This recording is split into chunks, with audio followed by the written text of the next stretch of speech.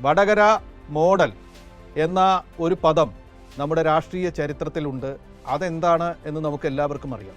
ഇപ്പോഴിതാ പുതിയ ഒരു വടകര മോഡൽ ഉണ്ടായിരിക്കുന്നു. കക്ഷി രാഷ്ട്രീയത്തിൽ ഒരു തെരഞ്ഞെടുപ്പ് വിജയത്തിന് വേണ്ടി എന്തും കാണിക്കാം. എന്തു കാണിച്ചാലും അതൊക്കെ ന്യായീകരിക്കാനും സാധൂകരിക്കാനും കഴിയും എന്ന തരത്തിലുള്ള ഒരു പ്രവണത ശക്തമായി വരികയാണ്. ഈ തലത്തിൽ വേണം വടകര എന്ന വിഷയം ചർച്ച ചെയ്യാൻ എന്ന് ഞങ്ങൾ കരുതുന്നു.